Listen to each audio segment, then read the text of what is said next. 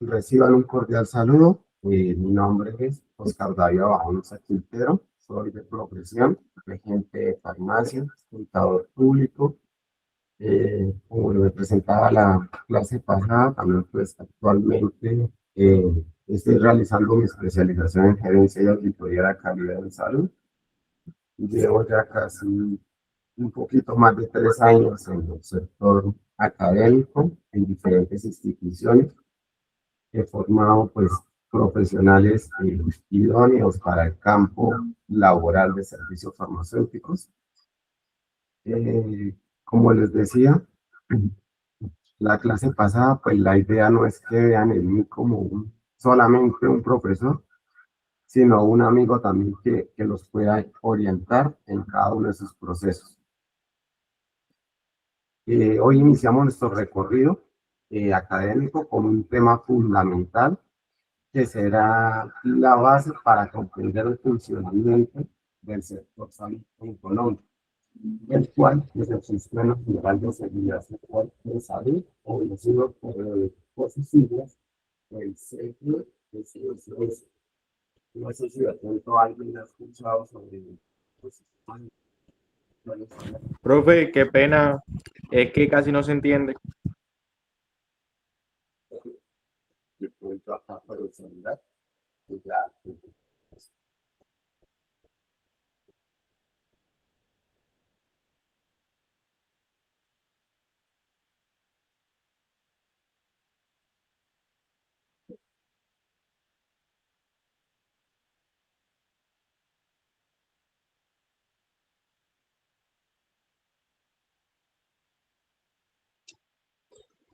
Me confirman ahí si se escucha un poco mejor, Brian.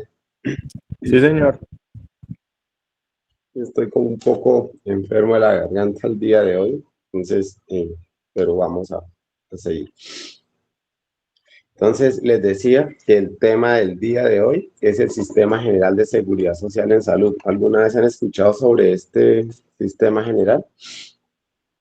¿Qué han escuchado sobre este tema? No, profe, no he escuchado.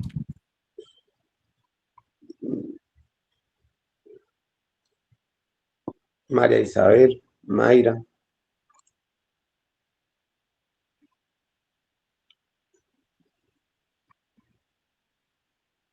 Alexis, Joana, Adri. ¿Algunos han escuchado sobre el tema de Sistema General de Seguridad Social en Salud? Profe, son como las entidades públicas o privadas que se encargan de prestar los servicios de salud, ¿no? Sí, sí, señora. Las entidades hacen parte de este Sistema General de Seguridad Social en Salud. Ya ahorita pues vamos a detallar cada una de estas, pero sí, muy bien, sí, señora. Pues estas hacen parte de ese sistema de seguridad social. Aquí ustedes están afiliados al régimen contributivo o al régimen subsidiado.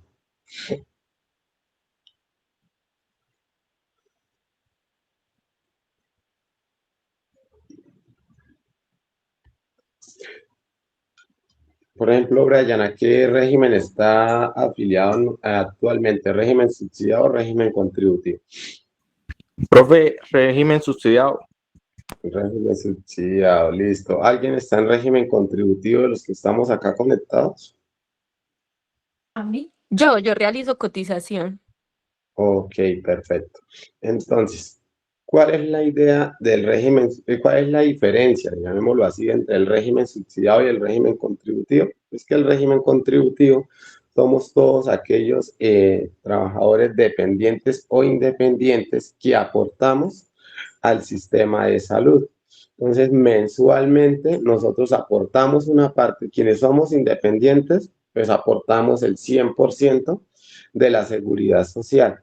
Mientras quienes son dependientes, o sea, los que son empleados, aportan una parte y el empleador aporta otra parte. ¿Listo?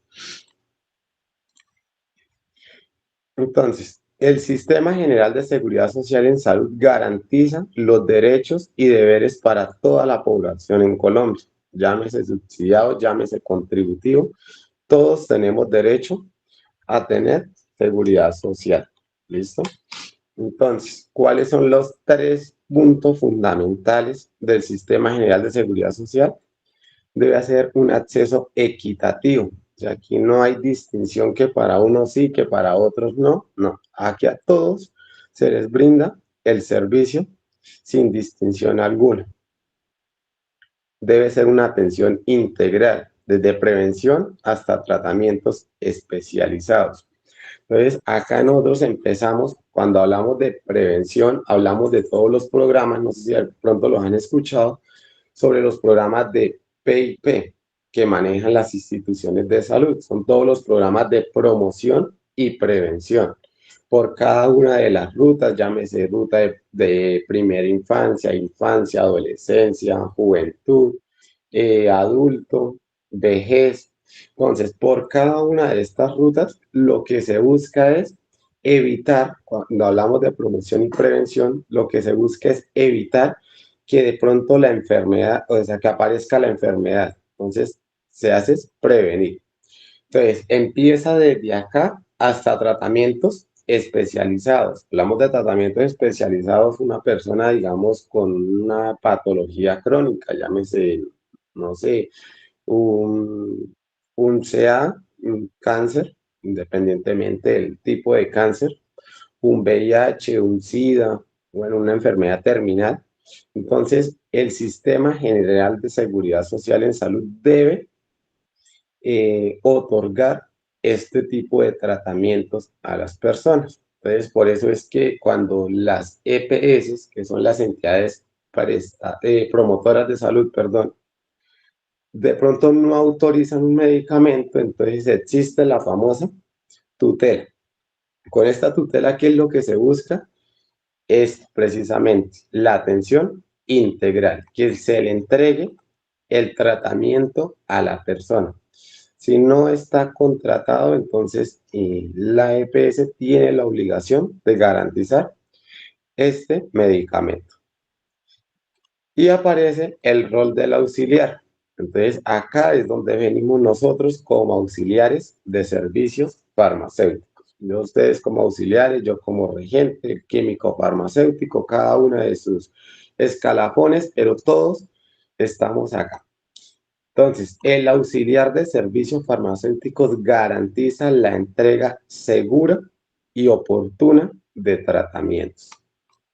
Entonces, si yo tengo un medicamento en la farmacia o en la droguería donde yo esté laborando, bueno, en este caso aplica más a las farmacias, a los servicios dependientes, entonces yo tengo la obligación de entregar el medicamento. Entonces, si yo tengo un medicamento y no, es que el medicamento, digamos, es que el medicamento es costoso y no, yo no lo voy a entregar porque es muy costoso. No, acá no podemos hacer eso. Nosotros tenemos que entregar el medicamento oportunamente. ¿Para qué? Para el tratamiento de esa persona, para hacer una atención integral. Y entrega segura. Entonces, hablamos acá de entrega segura cuando es un medicamento que se almacena bajo las condiciones adecuadas, la temperatura adecuada. Un medicamento debe estar en un lugar ventilado, debe estar, no puede estar caducado, no puede estar vencido, por eso la importancia de hacer la semaforización. Yo sé que de pronto aquí, o bueno, por ahí por el foro vi que alguien de ustedes trabaja actualmente en una droguería familiar. No sé si de pronto está conectado actualmente. Sí, señor. Bueno, entonces, cuéntenos, ahí, Brian, ¿cómo hacen el tema de semaforización de los medicamentos ahí en la droguería? Profe, pues nosotros por lo general, nosotros tenemos una libreta donde colocamos los diferentes meses en el cual se va a vencer un medicamento. Entonces, por ejemplo, si se va a vencer en marzo, mayo, abril, todas esas cuestiones nosotros las tenemos en el cuaderno. Apenas nos llega, o sea, apenas llega el producto, el medicamento, nosotros colocamos esas cuestiones en los cuadernos. entonces ya sabemos cuál se va a vencer pronto, cuál no se va a vencer. Teníamos esa cuestión de semaforización con unos papelitos amarillo, verde y rojo, pero resulta de que como que se nos pasó una vez algo así que la persona que estaba pendiente de eso como que no supo colocar bien eso y mi prima, que es la dueña del negocio que viene siendo auxiliar en auxiliar farmacéutica como tal, se fijó en esa cuestión y habían cosas que no estaban acorde al tipo de vencimiento, entonces mejor preferimos hacerlo en el cuaderno. Ok, perfecto, Brian. Sí, digamos que es un control pues bastante efectivo, llamémoslo así, porque desde que ingresa el producto y entonces ustedes hacen el respectivo registro y llevan el control. Sin embargo, cabe resaltar que pues la manera correcta también de hacer este tipo de semaforización es lo que es Mercedes con los stickers. Entonces depende el periodo en el cual el medicamento se va a vencer, entonces hay que hacer la respectiva semaforización. Entonces, desde ahí, desde cómo se recibe el pedido, cómo se hace la semaforización, cómo yo verifico que efectivamente sea el medicamento, que por ejemplo, si la fórmula médica me dice a mí amlodipino de 5 miligramos, que yo realmente esté dispensando amlodipino de 5 miligramos. ¿Por qué? Porque es que puede que yo también tenga en la farmacia o en la droguería el amlodipino de 10 miligramos. Entonces, si yo entrego un medicamento equivocado, puedo causar un evento adverso al paciente o al usuario. ¿Listo? Esto también pasa, eso ahí van a encontrar muchísimos medicamentos, por ejemplo el carvedilol. El carvedilol lo van a encontrar en presentación de 6.25, de 12.5, de 25. Entonces, uno tiene que estar muy pendiente a la hora de entregar un medicamento. ¿Por qué? Porque es que si yo me equivoco, yo le puedo causar un daño al paciente. Entonces, desde acá aparece el rol de nosotros como auxiliares de servicio farmacéutico. La entrega segura, ojo con esas palabras, segura y oportuna de los tratamientos. ¿Listo?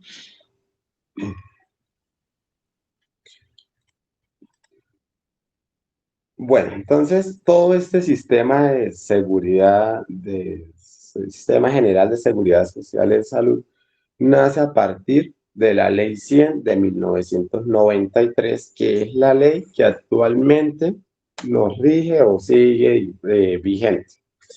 Antes de 1993, el acceso a los servicios de salud en Colombia no era igual para todos.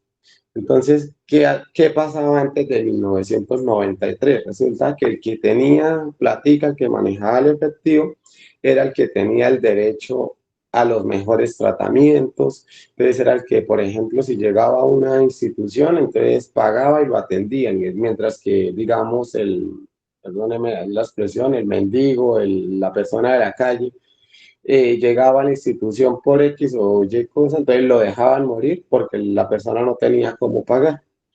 Entonces, con la Ley 100 de 1993 se crea el Sistema General de Seguridad Social en Salud con el objetivo de garantizar el derecho a la salud a toda la población colombiana. Entonces, ¿qué es lo que hizo esta ley? Entonces, empezó la financiación del sistema. Entonces, aquí es donde digamos así, se divide un poco el sistema. Entonces, aparece el régimen subsidiado y el régimen contributivo. Pues ahí también, pues, digamos que encajan los regímenes especiales, que son ejército, policía, profesores, Ecopetrol, bueno, todos esos son regímenes especiales. Entonces, pero digamos que con esta ley 100 lo que hace es como esa subdivisión del régimen contributivo y el régimen subsidiado.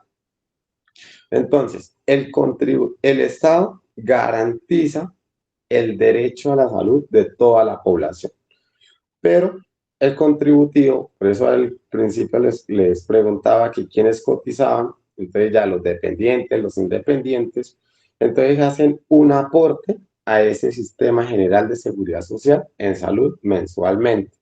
y de esta manera se financia al subsidiado. ¿Listo?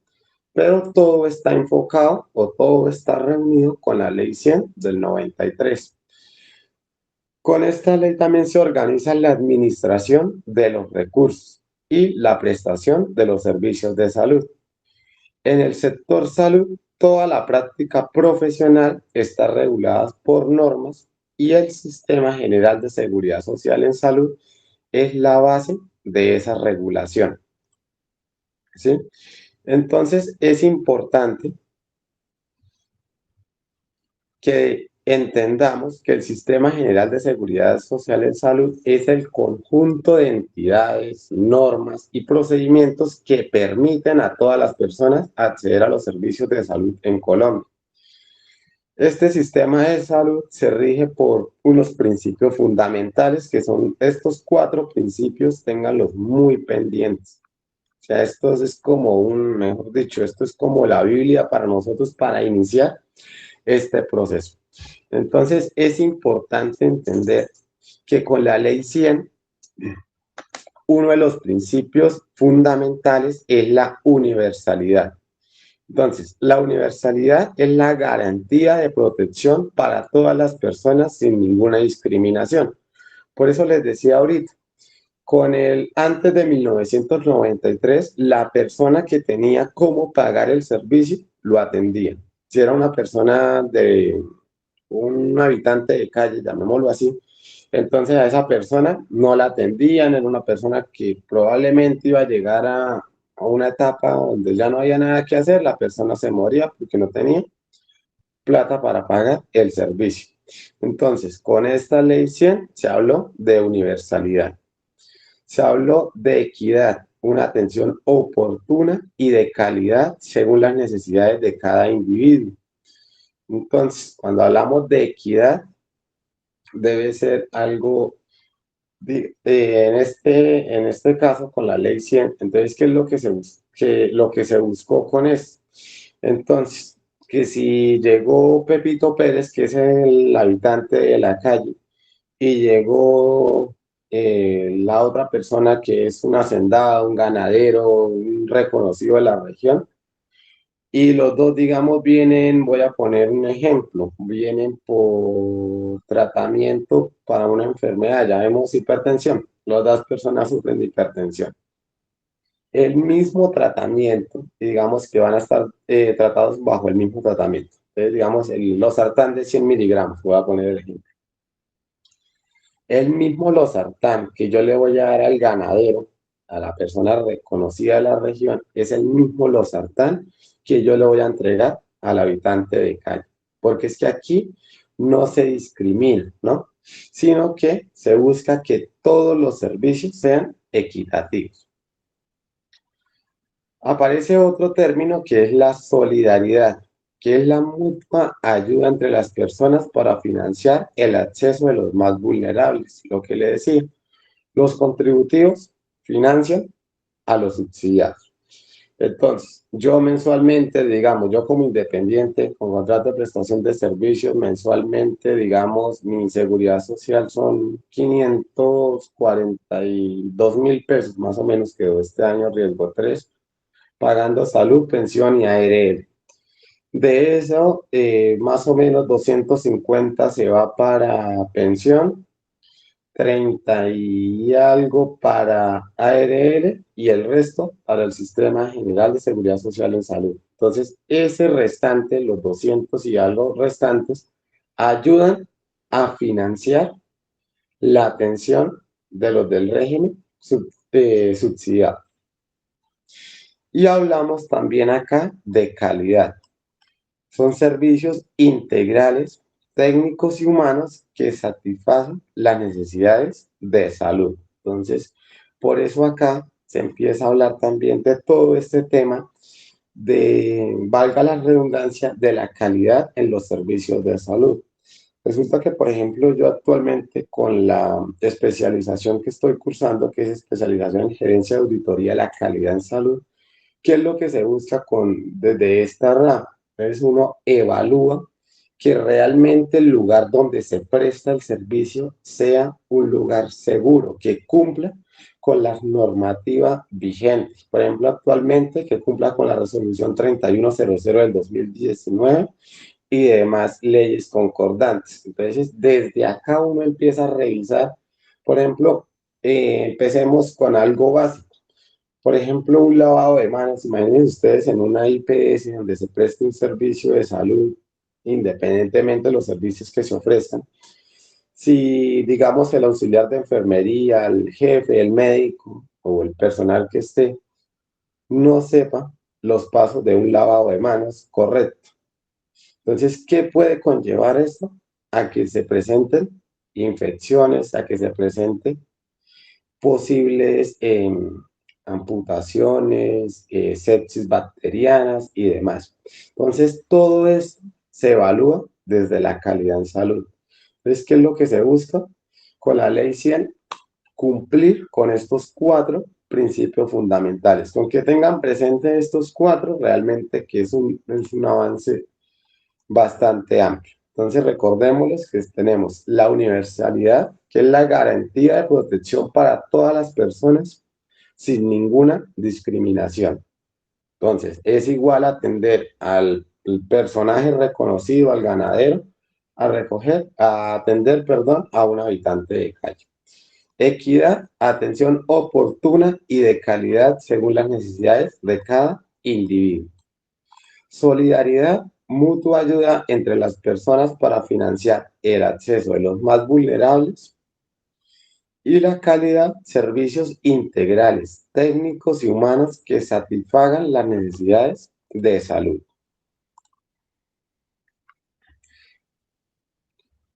Por ejemplo, desde nuestro rol como auxiliares de servicios farmacéuticos, cuando hay pérdidas de medicamentos, cuando hay errores en la dispensación, se afectan directamente estos principios. Entonces, lo que les explicaba ahorita, el ejemplo que les ponía, por ejemplo, los medicamentos que existen de diferentes concentraciones. Pues, por ejemplo, les ponía el ejemplo, el carvedilol viene más o menos de ahí de 3 presentaciones, de 6.25, de 12.5 y 25 miligramos. Atorvastatina hay de 10, de 20, de 40.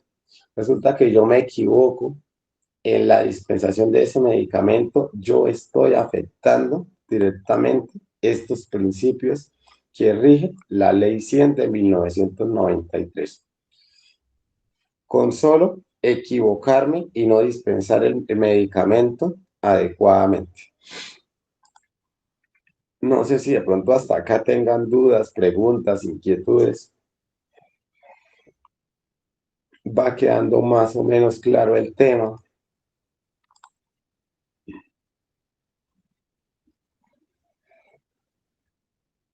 Sí, profe, está claro. Ok, perfecto. Bueno, entonces pasamos a los objetivos del Sistema General de Seguridad Social en Salud. Entonces tenemos 4 objetivos fundamentales. Primero, garantizar el acceso. Entonces, eliminar barreras geográficas, económicas y administrativas para la atención médica. Tenemos otro objetivo que es la protección financiera. Evitar que los gastos en salud afecten la estabilidad económica de los hogares colombianos. Atención integral. Cubrir las etapas, promoción, prevención, diagnóstico, tratamiento y rehabilitación. Y mejora en calidad. Elevar continuamente los estándares técnicos y humanos en la prestación del servicio. Entonces, cuando hablamos de garantizar el acceso, es brindar ese servicio de salud a toda la población, independientemente si se encuentra en el área urbana, en el área rural medio dispersa o en el área rural dispersa. Entonces hay familias que, digamos, se encuentran, digamos, acá en el lugar donde yo estoy, que es el municipio de Chima. Hay veredas que, por ejemplo, las personas para acceder a los servicios de salud tienen que trasladarse más o menos 4 horas a pie porque no hay vías de acceso hasta esa zona alta de esas veredas. Entonces, muchas veces las personas pues realmente prefieren casi que ni venir al médico, ¿sí? Pues realmente por el tema de la lejanía.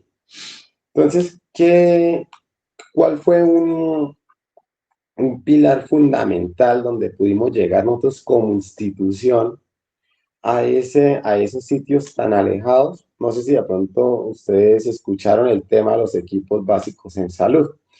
Entonces, con estos equipos básicos en salud, estaban compuestos pues por diferentes profesionales, médicos, enfermeros, auxiliares, odontólogos, bueno, diferentes profesionales.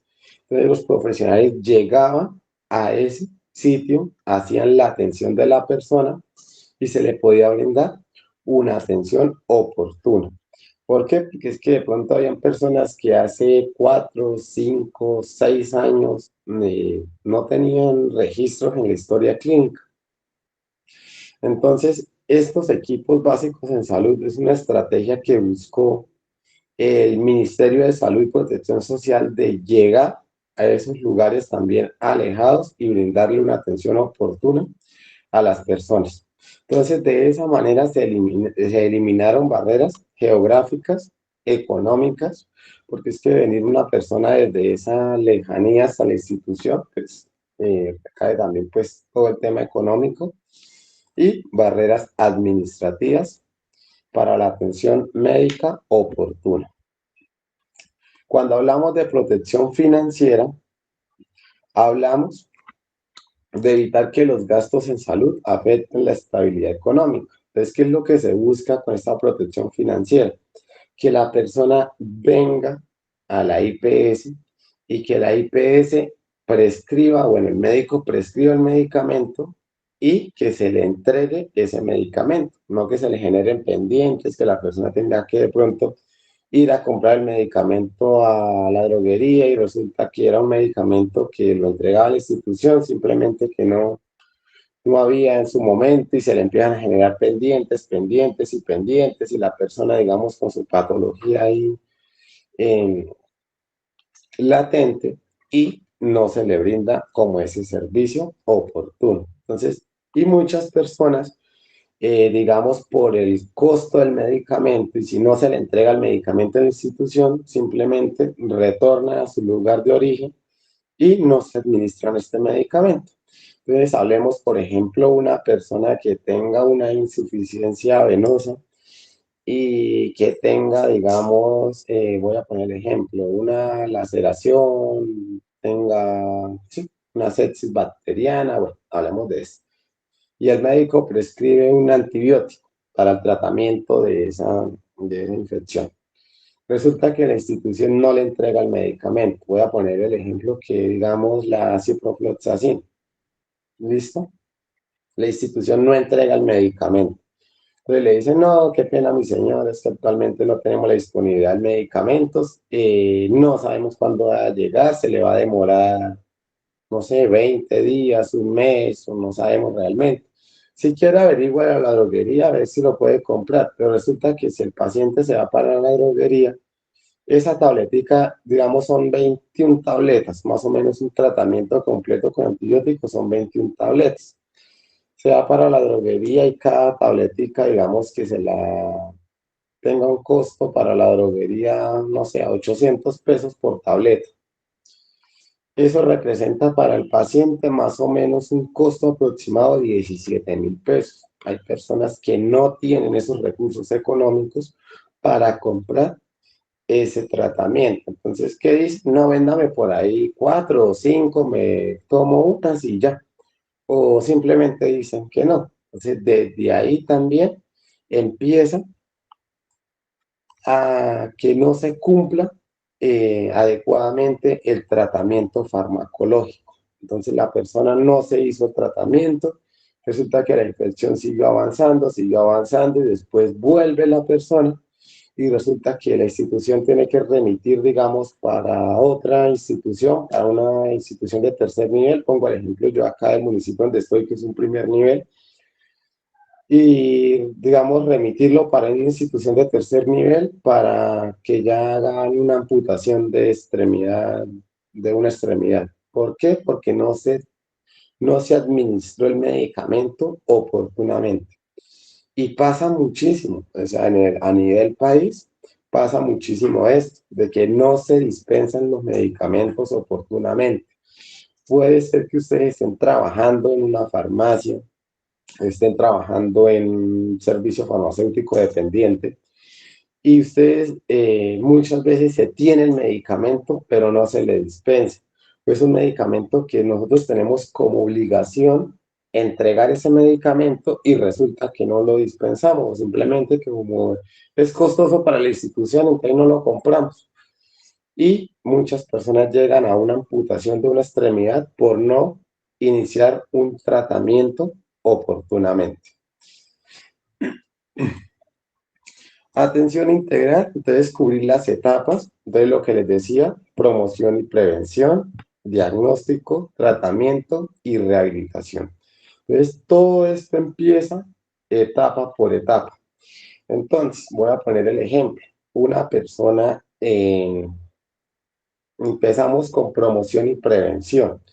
Entonces, se hace toda la captación de la persona, se le da educación en hábitos de vida saludables, se le explica cómo debe alimentarse, bajo el sodio, tomar agua y demás. ¿No? Todo este tema de educación, de promoción y prevención lo realiza el médico o en su defecto el enfermero. Resulta que no, que la persona sigue con su estilo de vida desordenado en la alimentación, no hace ejercicio, bueno, llega a un diagnóstico. Cuando hablamos de un diagnóstico, entonces la persona resulta que por no cuidarse, llamémoslo así, llegó a tener un diagnóstico de hipertensión esencial, ¿sí? Una hipertensión. Entonces, ¿qué debe hacer el médico? Prescribir ese medicamento. Entonces, aquí hablamos de diagnóstico y tratamiento. Prescribir un medicamento para coadyuvar a esa persona a tener unos niveles de tensión arterial óptimos. Entonces, digamos, ya el médico empieza a prescribir los Sartan de 50, el Lodipina, o cada uno de los medicamentos antihipertensivos. Pero resulta que la persona no se cuidó en promoción y prevención, se le hizo el diagnóstico y tratamiento, se le prescribieron los medicamentos, pero la persona tampoco se los administró porque hay personas, van a encontrar pacientes que llevan los medicamentos y hacen su farmacia allá en la casa, porque eso sí, guardan medicamentos, mejor dicho, si ustedes van a una persona, pueden encontrar cualquier cantidad de medicamentos. Esa persona no se administró ese medicamento, entonces resulta que la persona le da, le puede dar, ¿qué le puede dar a una persona por una tensión arterial alta? ¿Qué creen ustedes que le puede dar a una persona con una tensión arterial alta, una tensión no cuidada? Un ¿Un paro infarto. cardíaco? Puede ser un paro cardíaco, un accidente cerebrovascular que es muy común, el famoso ACV. Casi siempre las personas que no cuidan digamos, en este caso, estoy hablando, digamos, de esta persona que se le dieron educación en hábitos de vida saludable. No fumar, alimentación saludable, hacer ejercicio, tomar agua, bueno, todo ese tema. Entonces la persona no se cuida. Llegó a un diagnóstico y tratamiento, entonces el médico diagnostica una hipertensión, prescribe un medicamento para el tratamiento, la persona no se administra el medicamento y llega al ACV, entonces accidente cerebrovascular. Entonces, cuando hay un accidente cerebrovascular, yo creo que ustedes de pronto alguna vez han tenido, de pronto algún conocido, algún familiar que le haya dado de pronto este tipo de enfermedad, o bueno, esta patología, el ACV, queda con unas secuelas.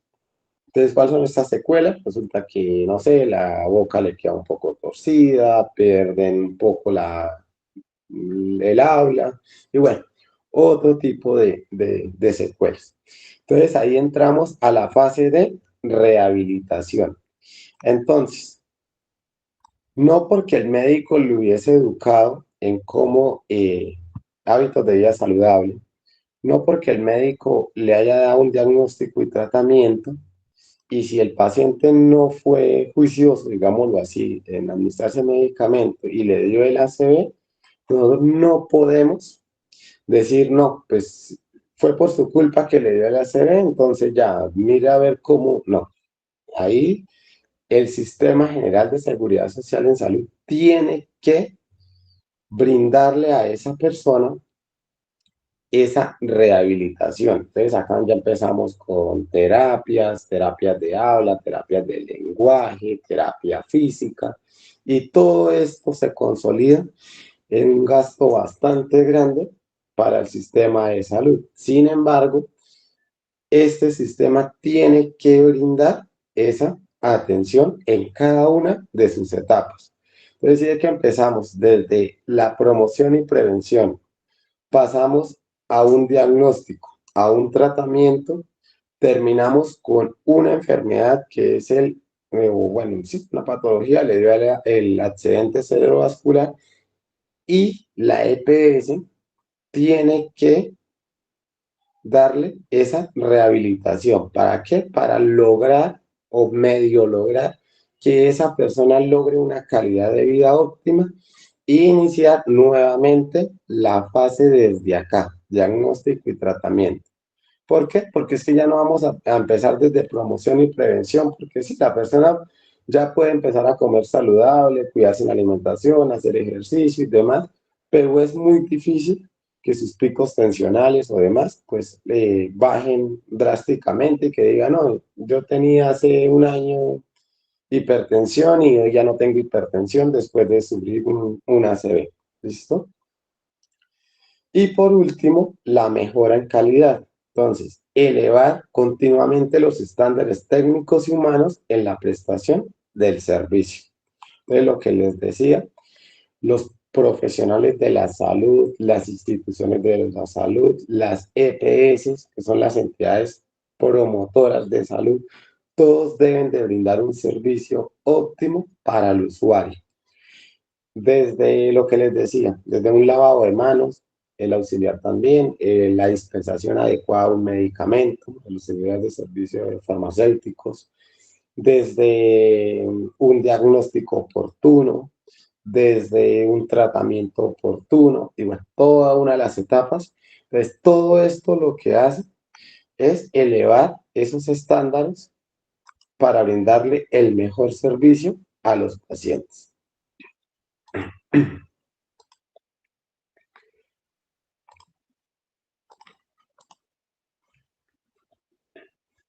Importantísimo esto que lo tengan muy presente, y es la estructura jerárquica y coordinada del Sistema General de Seguridad Social en Salud, que garantiza que las políticas nacionales se traduzcan en servicios efectivos para el ciudadano. Ahorita, antes de finalizar la clase, eh, como para que lo vayan teniendo de pronto un poco presente, dos personas al azar, a una le pregunto de pronto, le puedo preguntar, digamos, Brian, dígame cuál es la estructura del Sistema General de Seguridad Social en Salud, y le digo a Elizabeth, creo que es que está conectada, o Isabel, o a Joana, o cualquiera de ustedes, cuáles son los objetivos del Sistema General de Seguridad Social. ¿Listo? Entonces, para que lo tengan presente. Entonces, la estructura del Sistema General de Seguridad Social en Salud empieza, su cabeza principal es el Ministerio de Salud. ¿Listo? Luego aparecen las EPS, que son las entidades promotoras de salud, son las aseguradoras. Entonces, ¿cuáles EPS tenemos? Actualmente, pues en Colombia existen cualquier cantidad de EPS. Realmente hay bastantes EPS, depende de la zona, depende de donde estén ubicados, entonces tienen un cierto número de usuarios. Por ejemplo, en esta zona opera Nueva EPS y Sanix, pero si nos dirigimos, digamos, al municipio vecino Simacota, opera Nueva EPS Cosalud. Pero si nos vamos al Socorro, opera Famisanar y Compensar y bueno, otras EPS. Entonces, todo esto es lo que se conocen como las aseguradoras o las entidades promotoras de salud. Tengan presente esto. Entidad promotora de salud son las aseguradoras. ¿Listo? Y las IPS son los prestadores. Entonces, digamos, Hospital San Roque de Chima, Hospital Manuela Beltrán, Hospital Psiquiátrico San Camilo, Hospital Internacional de Colombia, la Foscal, bueno, todos ellos hacen parte de las IPS. Aparecen los servicios farmacéuticos, ¿sí? Que es, pues ya más adelante lo vamos a desglosar en una próxima clase, pero sí para que vayan teniendo presente, existen dos tipos de servicios farmacéuticos. Existen los servicios farmacéuticos dependientes y los servicios farmacéuticos independientes. Entonces, como para que una vez nos vayamos mentalizando con esto, de ir teniendo en cuenta como esos términos y cuál es la idea, que lo que ustedes de pronto le vayan quedando alguna duda o esto me vayan preguntando y también pues que al finalizar la clase y digamos en el transcurso de la semana, mientras volvemos a tener la próxima clase, ustedes hayan averiguado sobre esto. Entonces, ¿qué son los servicios farmacéuticos dependientes? Valga la redundancia, son aquellos servicios que dependen de una IPS o de una EPS. Entonces, la farmacia interna o la farmacia, ¿sí? Lo que se conoce como farmacia, para que vayamos teniendo claro esos conceptos también. Farmacia es un servicio farmacéutico dependiente, ¿listo? Es la farmacia que se encuentra en una institución de salud o es una farmacia que dispensa medicamentos a una EPS. Entonces, digamos, Farmasan, que un servicio, un servicio farmacéutico dependiente, le dispensa medicamentos a los usuarios afiliados Sanix. Entonces, eso se conoce como farmacia. Y droguería son aquellos servicios, llamémoslos así, más adelante vamos a profundizar, pero es como para que vayan teniendo una idea y que de pronto nos quitemos ese chip, porque muchas veces llamamos, mal llamamos, digamos, farmacia a una droguería. Entonces, una droguería es un servicio farmacéutico comercial. Es aquel servicio donde se venden medicamentos al público. Entonces, allá yo puedo encontrar cualquier medicamento, acetaminofén, Nospirin, Advil, bueno, cualquier tipo de medicamento. Entonces, donde trabaja Brian actualmente es una droguería. Y la institución o el servicio que se encuentra dentro de un hospital o que dispensa medicamentos a una EPS se conoce como farmacia. ¿Listo? No sé si de pronto tenían conocimiento de esos términos. No, profe. Listo. Entonces, para que una vez como que nos vayamos acoplando, nos vayamos como incluyendo, vayamos a ir teniendo en cuenta esos conceptos. Entonces, droguería es lo comercial, o sea, todo lo que vende al público, y la farmacia es aquel servicio dependiente, o sea, que depende de una institución, básicamente. Llámese un hospital o una EPS. Entonces, les decía, acá tenemos como órgano principal el Ministerio de Salud, que su principal rector o actor es el Estado. Es quien dirige, regula, inspecciona y vigila el sistema de salud. ¿Listo? Luego aparecen las EPS. ¿Cuál es la función principal de las EPS actualmente? La afiliación de los usuarios y la administración de los recursos. Luego vienen las IPS, que son los hospitales, clínicas y demás. Estas instituciones tienen como función principal la prestación de los servicios de salud. Incluye hospitales, clínicas, laboratorios y servicios farmacéuticos. Después aparece el ADRES, pues no quedó acá, digamos, no quedó acá relacionado, pero también es una institución que básicamente lo que hace el ADRES es administrar los recursos financieros del sistema de salud. Y por último, tenemos los usuarios. Son todas las personas afiliadas al sistema de salud. Entonces, esto es una pirámide. Si uno de estos actores falla, el sistema completo se ve afectado. Entonces, si la EPS no gira los recursos oportunamente a la IPS, entonces las instituciones quiebran y no pueden ofrecer un servicio de calidad a los usuarios. Entonces la IPS no puede comprar, digamos, hablemoslo en este caso de adquirir todos los medicamentos para poderlos dispensar a los usuarios finales.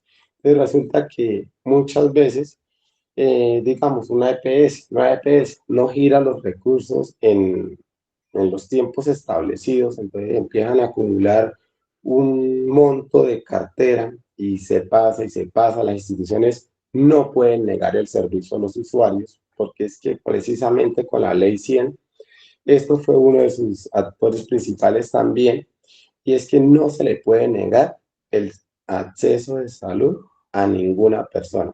Y pues por Constitución Política de Colombia también dice el derecho a la salud. Entonces no se le puede negar el servicio a la persona. Pero si no se giran los recursos o alguna de estas instituciones falla, el perjudicado, ¿quién va a ser a la final? El usuario. El afiliado es quien va a ser el perjudicado al no tener o al fallar alguno de estos actores. Entonces, actores claves del sistema, de lo que les decía, el Ministerio de Salud, ente rector que define las políticas, normas y directrices de salud pública a nivel nacional. Aparecen las EPS, que son las entidades promotoras de salud, responsables de la afiliación, el recaudo y la gestión del riesgo en salud. Aparecen las IPS, que son las instituciones prestadoras de salud, hospitales, clínicas y laboratorios que brindan la atención directa. Aparece el ADRES, que es lo que les decía, que es la administradora de los recursos del Sistema General de Seguridad Social en Salud. Gestiona y protege el flujo de dinero del sistema. Y los usuarios, que es el centro del sistema, tienen el derecho a recibir servicios y el deber de cuidar su propia salud. ¿Sí?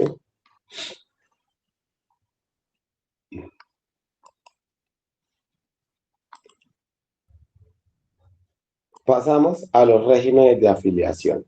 Entonces, tenemos el régimen contributivo, el régimen subsidiado y el régimen especial, que es lo que les decía ahorita al comienzo de la clase. Entonces, el contributivo vincula a trabajadores con contrato laboral, servidores públicos, pensionados e independientes con capacidad de pago. Entonces, todos aquellos independientes con contrato de prestación, perdón, eh, personas con contrato laboral, con contrato hora-labor, con cualquier tipo de contrato, están dentro de este régimen contributivo.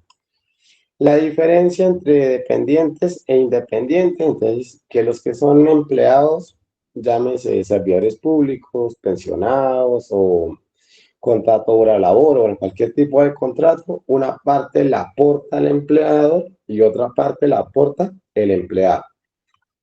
Y los independientes con capacidad de pago son las personas con los que estamos afiliados por contrato de prestación de servicios y tenemos que hacer el pago del 100% de seguridad social.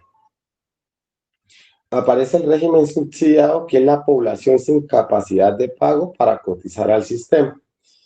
Entonces, el Estado garantiza el acceso a través de subsidios financiados con recursos fiscales. Entonces, anualmente, el señor presidente, el Ministerio de Salud, Ladris y bueno, demás instituciones se reúnen y entonces llegan y dicen, bueno, vamos a aportar o bueno, vamos a apartar este año, digamos, tantos billones de pesos para el régimen subsidiado.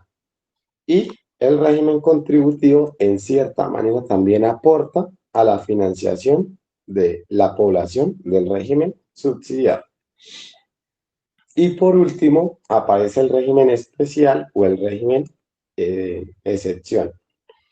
Entonces, son sistemas que preexistían a la ley 100. Entonces, que existían antes de aparecer la ley 100. Entonces, aparecen las fuerzas militares, la Policía Nacional, el magisterio, todos los profesores y trabajadores de Copetrol. Entonces, estas personas están dentro de este régimen. Entonces, ¿quién paga, digámoslo así, todo este tema de salud del régimen especial? El Estado. Entonces, régimen de afiliación, contributivo, subsidiado y especial. ¿Listo?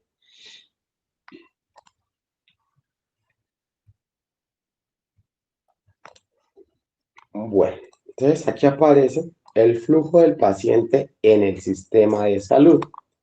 Entonces, para poder atender una persona en el sistema de salud, pues debe tener una afiliación. Entonces, Pepito Pérez, digamos, no tenía afiliación, no tenía EPS, no, ¿sí? Entonces, el usuario se vincula a una EPS según su régimen correspondiente. Entonces, si la persona no tiene capacidad de pago, ¿a qué régimen se va a afiliar? Contributivo. No, Subsidiado. sin subsidiado. ¿Por qué? Porque no tiene capacidad de pago. Ah, no entendí bien, profe, qué pena. Listo. Y si es un profesor que actualmente va a empezar a trabajar y no tiene afiliación, ¿a qué régimen se va a afiliar? El especial. El régimen especial. Listo. Entonces, el usuario se vincula a una EPS según su régimen correspondiente. Atención médica en la IPS para diagnóstico y formulación. Entonces aparece la parte de la consulta. Entonces, después de tener la afiliación y tener su IPS primaria, entonces resulta que yo me afilié a nueva IPS, pero mi IPS primaria es Socorro. Entonces yo llamo al Socorro y agendo una cita médica porque tengo un dolor en una rodilla. Listo. Entonces, la IPS me hace la atención médica, me da un diagnóstico y me da un tratamiento. Entonces resulta que, no sé, diagnóstico, un R, algo, un dolor por cierta, bueno, voy a inventarme un diagnóstico, R115, dolor de rodilla. Y me dan una formulación que es la respectiva fórmula médica. Entonces el médico me prescribe naproxeno de 500 miligramos cada 8 horas durante 7 días y además de eso me prescribe el diclofenaco en gel para sodarme o bueno, poderme, sí, aplicarme en la zona afectada todas las noches durante un mes. Voy a poner el ejemplo. Autorización. Gestión administrativa para servicios o fármacos específicos. Resulta que el diclofenaco en gel es un medicamento que de pronto no está capitado, ¿sí? O que no me lo entrega la EPS. Entonces yo tengo que autorizarlo para que la EPS me diga, bueno, Oscar, este medicamento no se lo entregan en el hospital, pero usted lo puede ir a reclamar en tal lugar. Entonces, yo tengo que autorizar ese medicamento. Cuando yo lo autorizo, me voy para la farmacia. Entonces me dice, Oscar, el diclofenaco en gel no se le entrega en la farmacia del hospital, pero se le entrega en Cruz Verde. Voy a poner el ejemplo, que Cruz Verde sea un proveedor farmacéutico de 9 pesos. Me dice, lo pueden reclamar en cualquier farmacia o droguería, farmacia droguería de Cruz Verde. sea, ya lo puede reclamar. Entonces, listo, yo me voy para Cruz Verde, llevo mi fórmula médica con la respectiva autorización, le digo, buenos días, buenas tardes, me voy a reclamar este medicamento, me entregan el medicamento y el auxiliar, perdón, el auxiliar acá entonces entrega el medicamento y me va a decir, señor Oscar, le entrego diclofenaco al 1%, diclofenaco en gel, según lo que prescribe el médico. Es un medicamento para administrarse en horas de la noche y aplicarse en el área afectada por un mes. ¿Listo? Lo que dice la fórmula lo voy a decir yo como regente o yo como auxiliar de servicio farmacéutico. Y el seguimiento. Entonces, la verificación de la adherencia y resultados en salud. Entonces, depende del usuario también. Si yo vuelvo a la institución por ese mismo dolor de rodilla y yo le digo, no, resulta que no, no se me calmó el dolor, sigo con el mismo dolor, cada día empeora más, entonces el médico tiene que buscar otra opción farmacológica. ¿Listo? Entonces, se hace un respectivo seguimiento.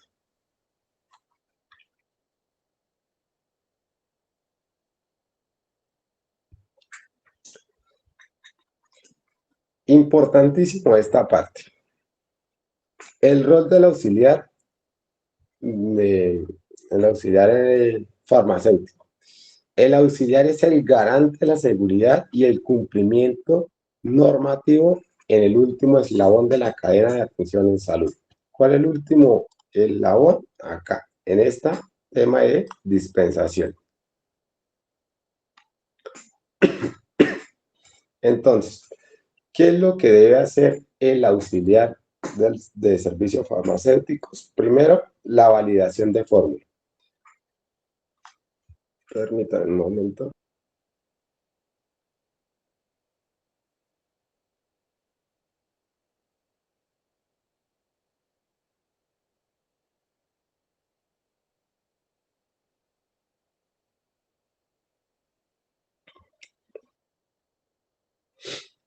Entonces, ¿qué es lo que debe hacer el auxiliar en el último eslabón?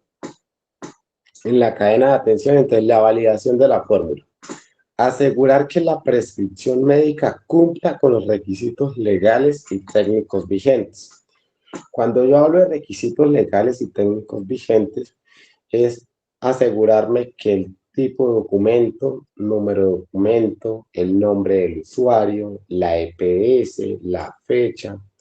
Asimismo, asegurarme que el medicamento esté correctamente prescrito. Resulta que pasa muchísimo y se van a dar cuenta ya cuando estén trabajando en cualquier área de servicios farmacéuticos. Llegan pacientes con una fórmula médica y resulta que le envían, no sé, qué ya me pasó con una paciente con un medicamento que es clonazepam en gotas, una solución oral, es un medicamento controlado y resulta que la paciente estaba con manejo con psiquiatría. La paciente fue a una institución, a otra institución, y me llegó acá a la institución a reclamar un medicamento, el clonazepam.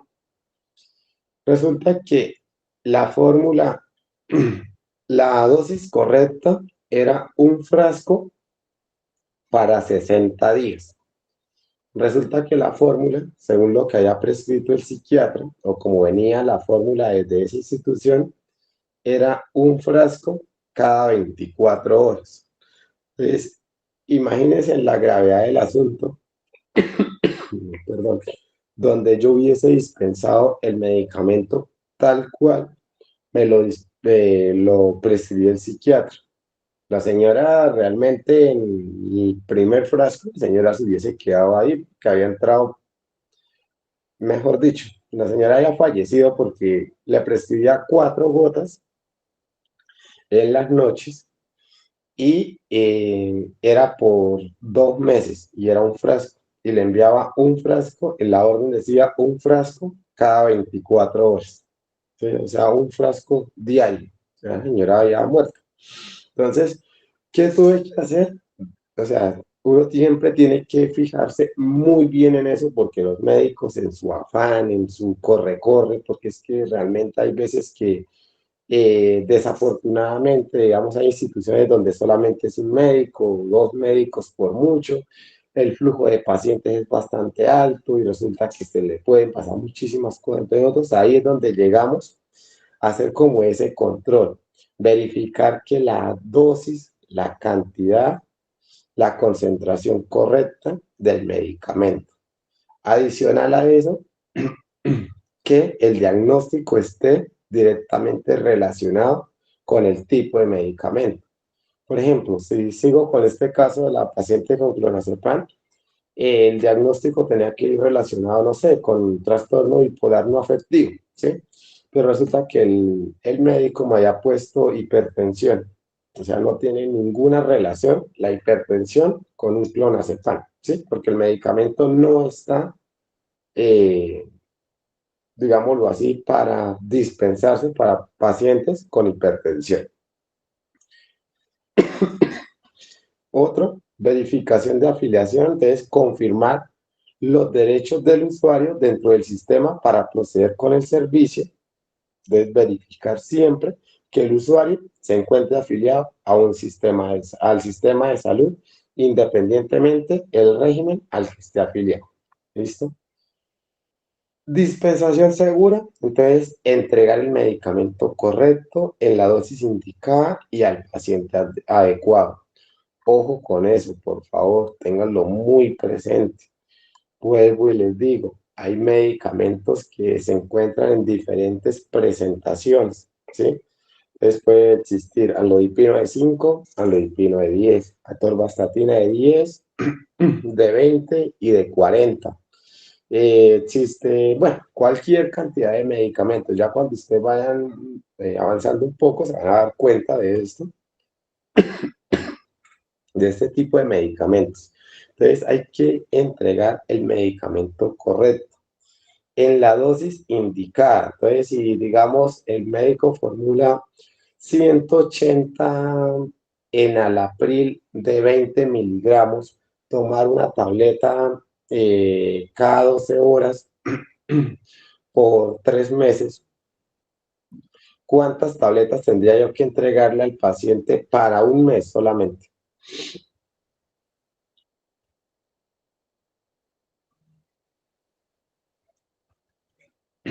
¿Quién me dice cuántas tabletas tendría que entregar de enalapril? El médico prescribe, ejemplo, médico prescribe 180 tabletas en enalapril 20 miligramos para 3 meses. Tomar una tableta cada 12 horas. O sea, serían 2 tabletas diarias. ¿Listo? Por un mes. ¿Cuántos días trae un mes? Y en la casa 30. Ya bajo presión, como que él está funcionando la boca. Sí, entonces serían 30 días por las 2 tabletas, serían 60 tabletas para el mes. Entonces yo tengo que entregar la dosis indicada. Yo no le puedo entregar solamente 30 porque es que si el paciente solo se administra una tableta al día, entonces resulta que el paciente me puede llegar con una crisis hipertensiva al servicio de urgencias y se considera una reacción adversa. Y lo otro es tener ojo con eso, por favor. Ha pasado muchísimo el tema de revisar muy bien la fórmula médica, porque hay muchas veces que el médico entrega la fórmula equivocada al paciente. Entonces resulta que al que le haya prescrito, no sé, voy a poner un ejemplo, eh, ácido valproico, un medicamento que se utiliza para convulsiones, sobre todo. Y resulta que al otro paciente le prescribió losartán de 50 y se intercambiaron las fórmulas. Al que le tocaba el losartán yo le entregué el ácido valproico y al que le tocaba el valproico yo le entregué el losartán. Ninguno se dio cuenta, sellaron el medicamento, se lo empezaron a administrar. Yo le puedo causar un daño tanto al paciente que tenía que administrarse el ácido valproico, porque si digamos el paciente no sufría de tensión, yo puedo bajar los niveles de tensión y puedo estar causándole un daño, incluso la muerte, a ese paciente. Y al que tenía que tomarse el losartán, resulta que yo le entregué el ácido valproico, pero el señor ni siquiera sufría de convulsiones. Puede ser que ese medicamento le cause alguna reacción adversa. Entonces le puede causar, no sé, algún rash, ¿sí? Algún broto, náuseas, vómito, incluso terminar en el servicio de urgencias. Entonces siempre verificar la orden médica que sea el paciente al cual yo le estoy dispensando el medicamento. Entonces yo, por ejemplo, en mi caso, yo, Oscar David, como agente de farmacia, ¿yo qué hago? Yo reviso la fórmula, cojo la fórmula y llamo al paciente por su nombre. Entonces, digamos, llegó María Carvajal. Le digo, señora María, le entrego y verifico que realmente sea la señora María Carvajal. ¿Listo? Y educación al paciente. Ya terminamos con esta diapositiva. Educación al paciente. Informar sobre el uso racional, almacenamiento y posibles efectos adversos. Este tema de educación al paciente, educar al paciente es lo más difícil que tenemos nosotros como auxiliares o como regentes del servicio farmacéutico. ¿Por qué? Porque es que el médico le explica al paciente, tomarse una tableta cada 12 horas, voy a poner el ejemplo, amoxicilina, tomarse una tableta cada 8 horas por 7 días, o una tableta cada 12 horas por 7 días. Y ya, hasta ahí llegó. Pero nosotros como auxiliares de servicios farmacéuticos debemos decirles, señor Pepito Pérez, usted se va a administrar o se va a tomar, según lo que el médico indica, una tableta cada 12 horas por 7 días, ¿sí? Le voy a entregar 14 tabletas. Tiene que terminar el tratamiento completo para que se le pueda quitar la enfermedad o la infección que su merced tiene. ¿Por qué? Porque es que muchos pacientes, y pasa demasiado, y sobre todo con el tema de antibióticos, llegan los pacientes al servicio de, perdón, llegan al servicio a una IPS, el médico prescribe la amoxicilina y el paciente se toma el medicamento 3, 4 días juicioso y resulta que después ya como me siento mejor, ya no se toma más el medicamento. Entonces, desde ahí empezamos a hablar nosotros también de resistencia microbiana. ¿Qué es la resistencia? Que las bacterias, en un momento dado, ese medicamento ya no va a funcionar para este tipo de enfermedades. Entonces, el paciente ya tiene que optar por otro tipo de medicamento. Y así sucesivamente. Y si el paciente sigue así, y así, y así, bueno, y no se toma el medicamento completo, sobre todo con el tema de los antibióticos, que es algo que yo siempre recalco muchísimo, que el tratamiento debe hacerse completo. Si son 7 días y son cada 12 horas, es a las 7 de la mañana, 7 de la noche. Y por los 7 días. Son completico el tratamiento. Si no, aparece la resistencia microbiana. ¿Sí? Entonces el paciente puede llegar después por una simple sepsis bacteriana, digamos, no sé, se cortó un brazo con un alambre de púas, ¿sí? Puede llegar a una UCI, incluso causarle la muerte simplemente porque el señor, por su necedad, por no tomarse el medicamento en el momento dado, no terminar un medicamento completamente. Entonces, todo esto también hay que educar al paciente. ¿Qué es difícil? Demasiado, porque los pacientes nunca van a entender la importancia de terminar o de administrarse los medicamentos oportunamente. Y este tema de la atención humanizada, yo siempre resumo por esto, la atención humanizada, tratar a los demás como me gustaría que me trataran a mí. Realmente se resume en eso. Tratar al paciente de la mejor manera. El paciente o la paciente llega al servicio, llámese farmacia, llámese droguería, llámese hospital, llámese donde sea, con una patología, viene con una dolencia, viene con una gripe, viene con un dolor de espalda, de cabeza, migraña, bueno, sea cual sea su diagnóstico. El paciente ya viene con su dolencia y lo que el paciente lo que menos quiere cuando llega a una institución es que el auxiliar de farmacia, que el regente de farmacia, que el médico, que el auxiliar de enfermería lo trate mal, lo trate los gritos, que es que usted no escucha, que es que oiga, que póngame cuidado. No, tratar a los demás como me gustaría que me trataran a mí. Es como la frase, como para resumir el tema del día de hoy. La próxima clase le damos continuidad al tema. ¿Listo? Entonces me gustaría escuchar a Joana Loaiza.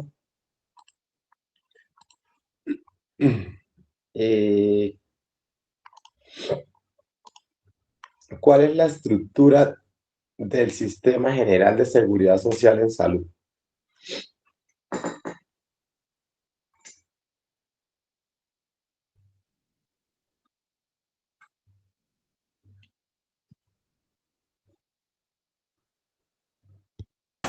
Buenas noches, profe, ¿cómo está? ¿Cómo están todos? Profe, la estructura del sistema es primero Ministerio de Salud, EPS, IPS, ADRES, servicios farmacéuticos y finalmente los usuarios. Perfecto, muchísimas gracias. Bueno, vamos con... Ay, yo estoy acá. Aquí no. Vamos con...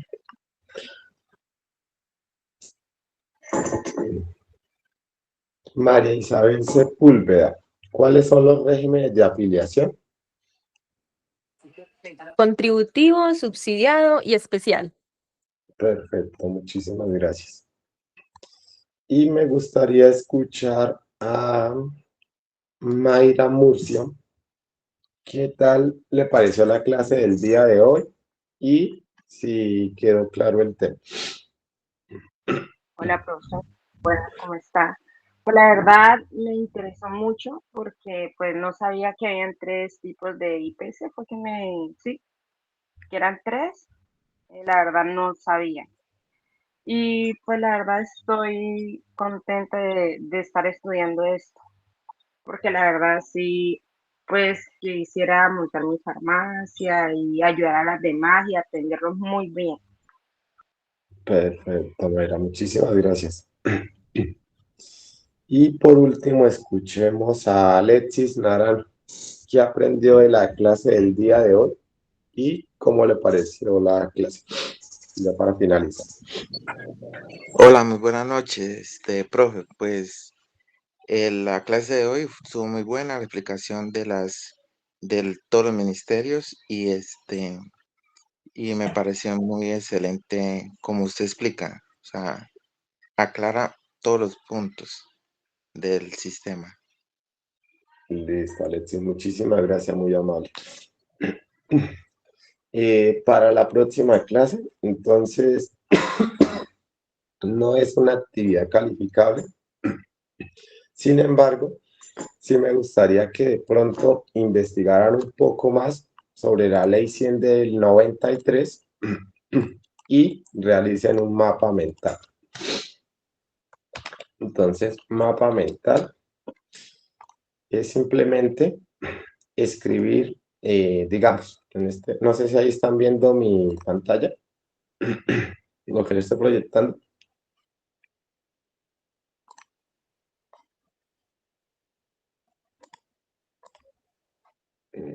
Creo que no, pero... Sí, señor, yo sí la veía ahorita. Espérame a ver si intento acá, pantalla completa, compartir.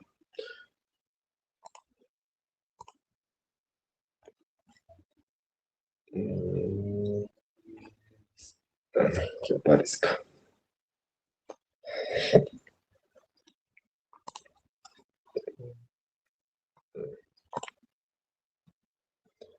El mapa mental no es solamente sino escribir, digamos, en este. Ley 100 de 1993 y sacar algunas frases claves de lo que hablamos el día de hoy. Entonces, digamos que existen los principios fundamentales. Entonces, universalidad, equidad, solidaridad, calidad. En otra rayita, en otra de estas, los objetivos del Sistema General de Seguridad. En otra, la estructura del sistema. En otra, los actores claves del sistema. En otra, los regímenes de afiliación. Y de esta manera, resumimos un poco más y entendemos un poco mejor el tema. Es una de las maneras que les recomiendo también de estudiar y de consolidar la información. No se trata de aprenderse todo de memoria, sino esta es una buena estrategia para memorizar las cosas. Entonces, no es obligatorio, pero sí me gustaría que de pronto lo pongan en práctica y realicen un mapa mental con cada uno de las estructuras de lo que hablamos hoy sobre la ley 100. ¿Listo? Listo, profe. Bueno, no siendo más por el día de hoy, muchísimas gracias por haberse conectado. Nos vemos la próxima clase. Feliz resto de semana. Cualquier duda, inquietud, yo les había compartido mi número de teléfono. Sin embargo, acá en el chat se lo voy a dejar nuevamente. Si tienen alguna duda, alguna inquietud, me pueden escribir al WhatsApp y apenas pueda, pues les voy respondiendo. Entonces, feliz resto de semana para todos. Dios los bendiga, que estén muy bien. Hasta luego. Hasta luego, profe.